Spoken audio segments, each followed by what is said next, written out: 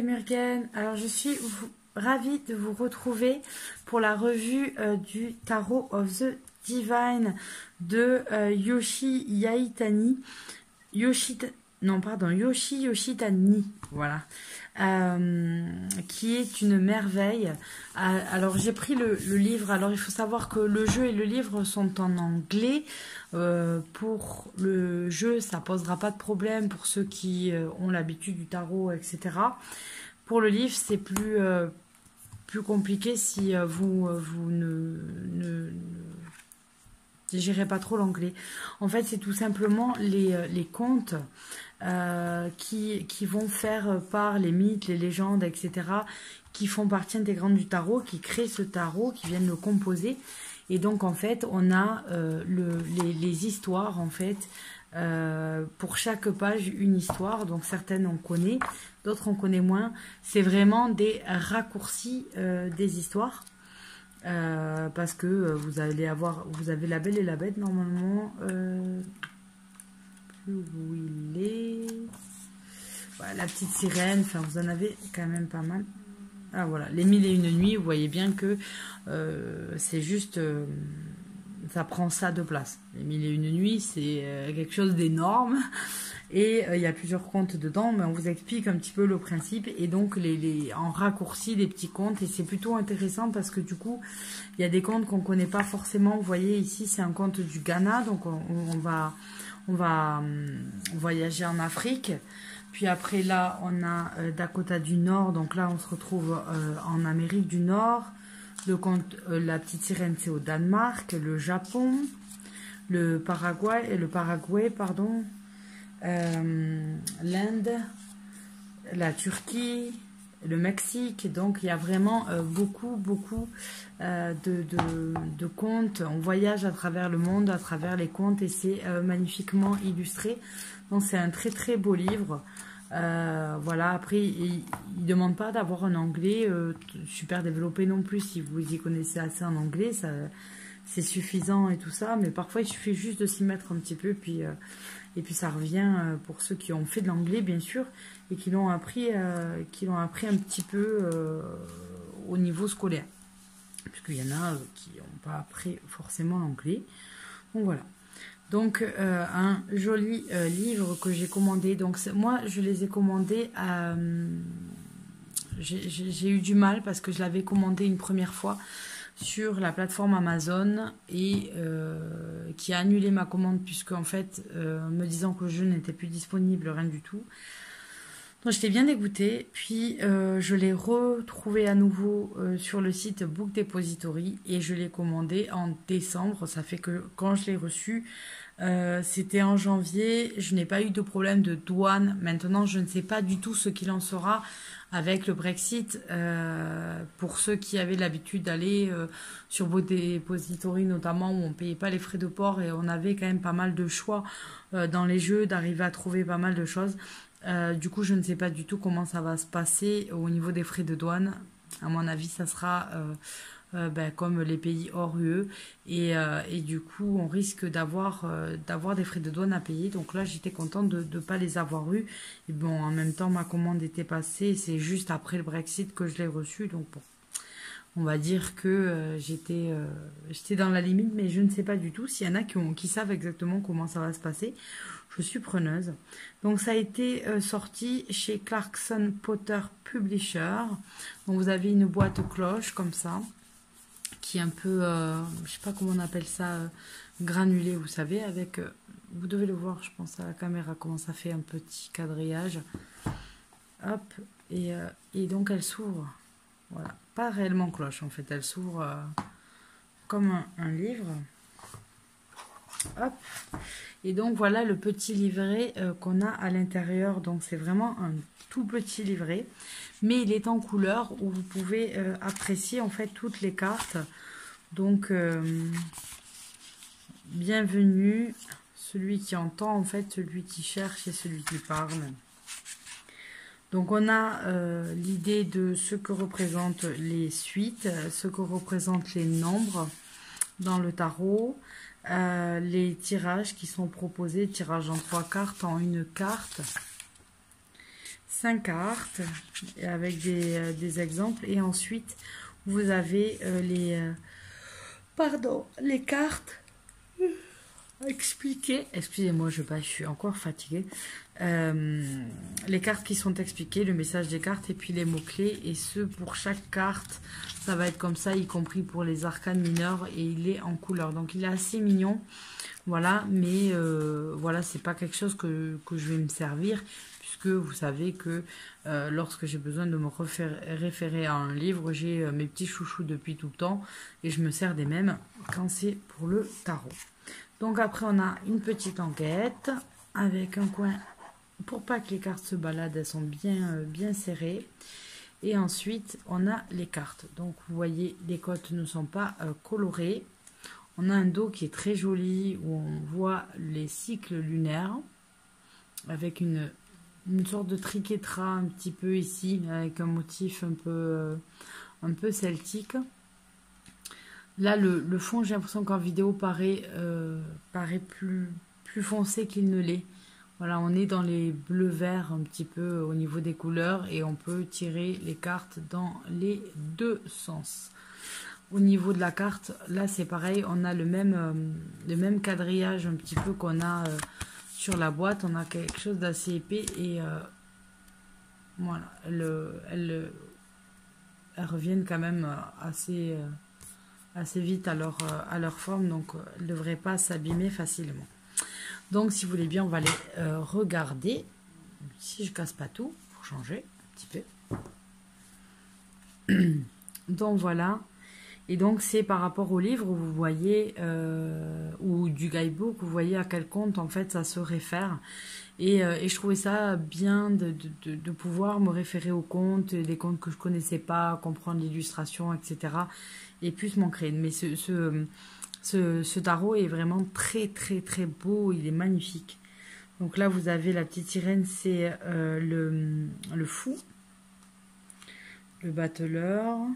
Donc là je pense qu'on est Cendrillon, hein. On a les petites souris, puis les pastèques, j'allais dire n'importe quoi, les citrouilles.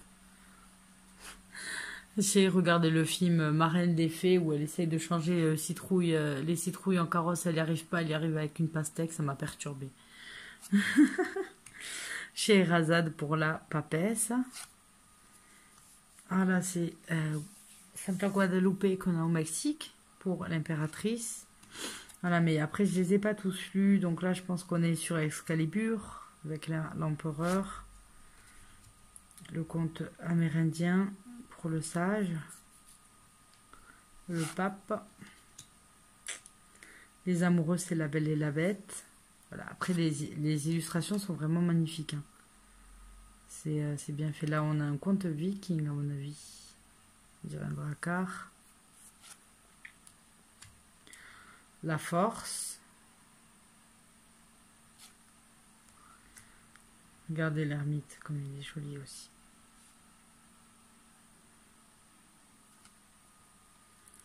The Wheel of Fortune, ça c'est le conte du Ghana, avec une sorte d'araignée comme ça.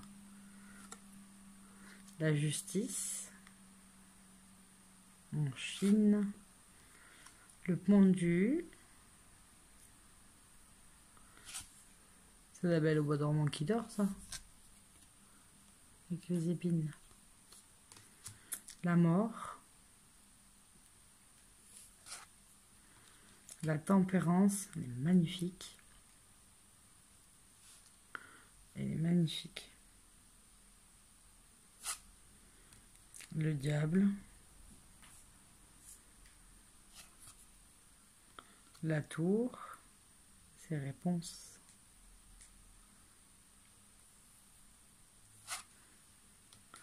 La lune.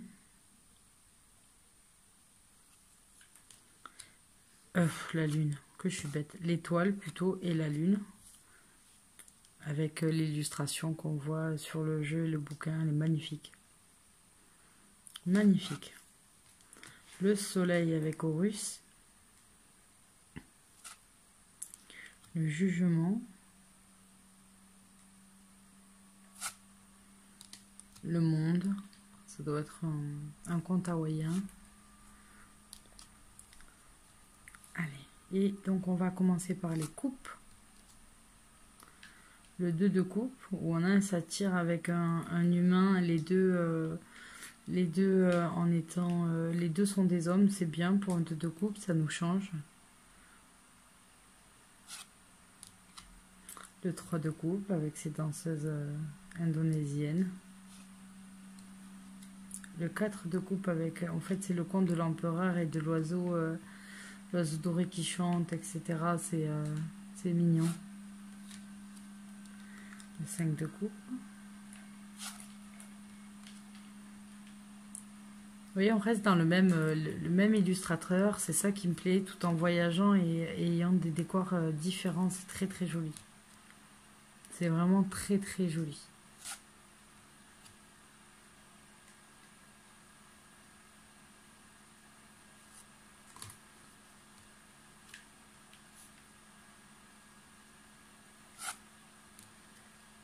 Ils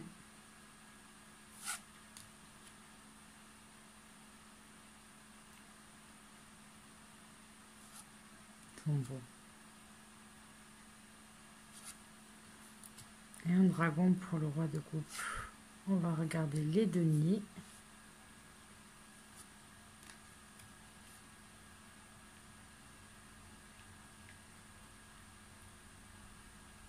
Faut que je regarde c'est quoi ce conte. Je les ai pas tous lus. Un conte où ils sont moitié ours, moitié humain. Ça me plaît. Ah, là, on est dans un conte qui est... Enfin, on voit les masques à Bali. Il y a des masques comme ça. On dirait Baron, là. Très joli.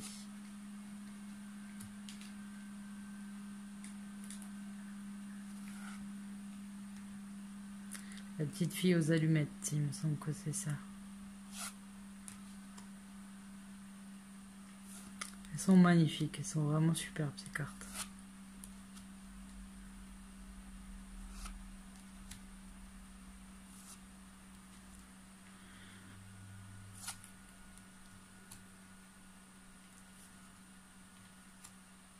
Le cavalier sur sa vache. Quelle est belle cette vache.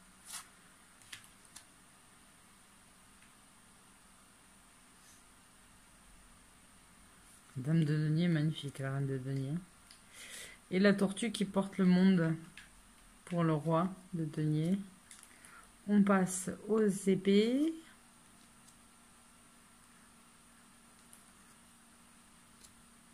Vraiment très très bien illustré.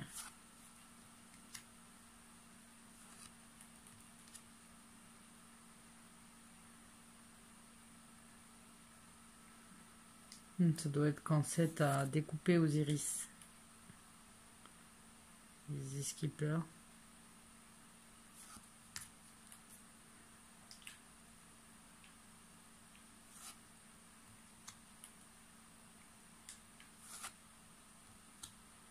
Peau d'âne.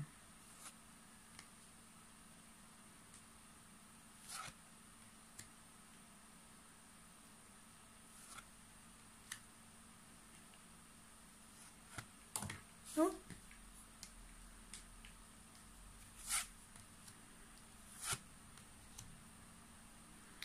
Les rois sont toujours représentés par des... j'ai l'impression par des êtres mythologiques, hein, des animaux mythologiques. Et les bâtons, c'est un pinceau.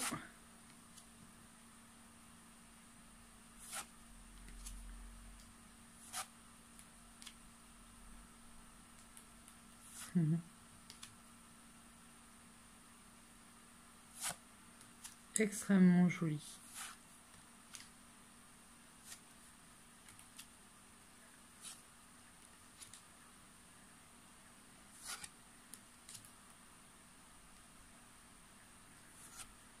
Il y a vraiment beaucoup de représentations. On voyage vraiment à travers le monde entier, c'est magnifique.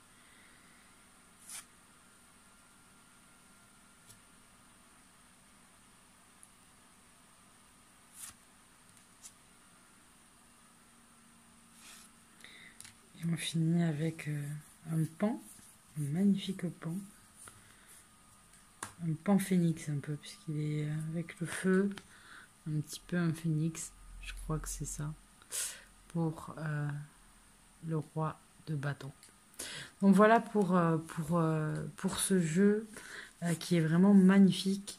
Donc je ne sais pas s'il sera remis sur la plateforme Amazon ou quoi, mais il y en avait encore sur Book Depository. Maintenant, je vous dis, faudrait qu'on soit un petit peu plus renseigné au niveau des taxes, parce qu'il ne me semble pas qu'il y ait eu des accords sur ce genre d'achat.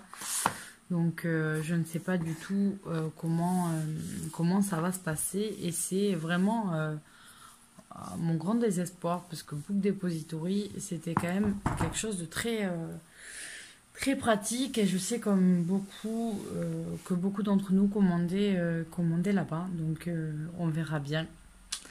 Voilà, on s'adaptera.